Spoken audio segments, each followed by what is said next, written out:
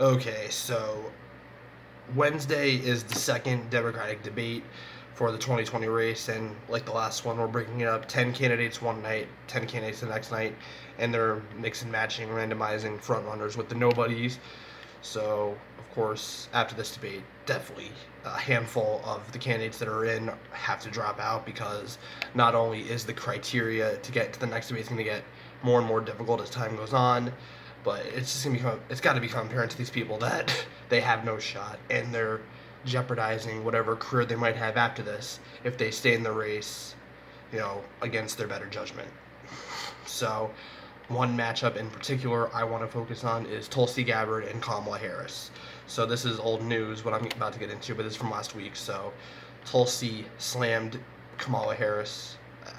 It's Kamala.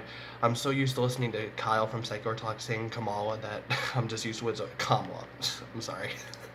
So, Tulsi hit Harris. So, let's just go with that. Saying that she does not have the temperament to be commander in chief. She's not qualified to be commander in chief, and the lighting is about to change. So stand by.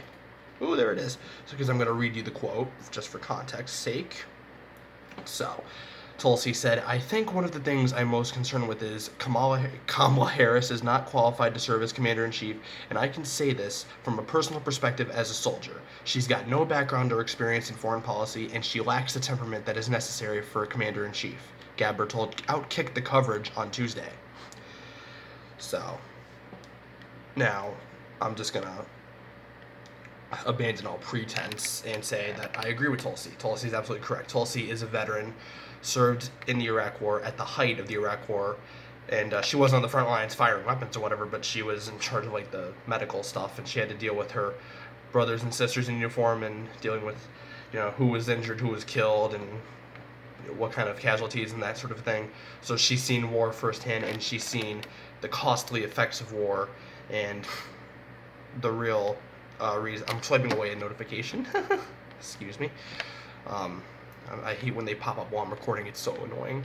But she talks about that, how she has, from experience, she knows how costly and destructive these wasteful regime change wars are. It's absolutely running the taxpayers ragged. So while we hear that raising the minimum wage or giving people health care, rebuilding infrastructure, fixing the roads, funding the schools, these economically populist things the majority of the people support, that's called socialism, that's called radical, that's called, we're asked, how are you going to pay for it? But when it comes to funding the war machine and building more bombs and bombing more countries that didn't attack us, and overthrowing democratically elected governments and jacking natural resources, controlling markets. We talk about these bloodthirsty neocon war criminals trying to move these chess pieces on a geopolitical chessboard and control more parts of the world. No one ever asks how you're going to pay for it. It's just done a lot of the time. They just slap it on the authorization for Iraq, which should be illegal because Congress doesn't even vote on it. The people don't know what's happened until it's already happening. And there's never a question of how you're going to pay for it and stuff like that. And you and me, it's tax dollars is going towards that, and it's absolutely disgusting. So, Tulsi knows how destructive and wasteful these senseless regime change wars are, and that they need to stop. And as part of that, she's introduced the Stop Funding Terrorists Act in Congress because we're butt buddies with Saudi Arabia. We sold them weapons. Not only are they using those weapons to slaughter civilians in Yemen, but they're using those weapons to arm Al Qaeda. The people that attacked us on 9/11. So we're arming Al Qaeda. So that's how great America is. So she's got the experience and the expertise and the correct policies to be commander in chief. So what did Kamala Harris, not even Kamala Harris, her communications director, Lily Adams, said? She tweeted out, "Definite hard pass on taking national security advice from Assad's cheerleader." They had to go and smear a veteran with the Assad stuff because she doesn't want to bomb Syria. Just because she met with Assad, just because she doesn't want to get into another wasteful and destructive regime change war, she's called an Assad apologist. This is absolutely disgusting. This smearing of a veteran needs to stop. Now, again, I know that just because someone's a veteran doesn't mean that they're inherently a good person. Now, I work in customer service, so I see and deal with a lot of veterans who are very pompous and think that because they're a veteran they deserve not just a discount, but they deserve the best service and that sort of thing, and they could be very pompous about it just because they served. Now they've got more balls than I ever will to go out there on the front lines and fire weapons and stuff and be deployed to another country and be away from your families. They've got more guts and gumption than I'll ever have, sure, but like, I recognize that just because you're a veteran doesn't inherently make you a good person, but in Tulsi's case, she clearly is a good person. And how do they respond to smearing a veteran? Because she bucks the narrative, because she bucks the establishment orthodoxy, and because she doesn't want to fund the war machine, she's smeared as an Assad apologist. This is absolutely disgusting. This needs to stop. So, Lily Adams, who's Kamala Harris's communications director, also tweeted out a picture of Hillary Clinton saying, "We could have had this foreign policy expert as our president. Oh, we missed this opportunity." Really? Hillary Clinton, the foreign policy expert that voted for the Iraq War. The foreign policy expert, as we learned from the WikiLeaks back in 2016, the WikiLeaks dumps back in 2016, that her preferred Syrian foreign policy of no-fly zones would have killed a lot of civilians. She admitted that her preferred Syrian foreign policy would kill a lot of civilians, but she stood by it anyway, as we learned from the WikiLeaks dumps back in 2016, as I said. The foreign policy expert that when she was Secretary of State, she pushed for intervention in Libya, where we told Gaddafi, hey, if you give up your weapons, we won't topple you. He gave up his weapons, we toppled him anyway, and now Libya is a safe haven for ISIS, al-Nusra, al-Qaeda, and other terrorist groups, and there's open slave markets going on in Libya. None of this was happening until we got involved. That's just one of many examples of America's disastrous, monumental failure in the 21st century with regime change.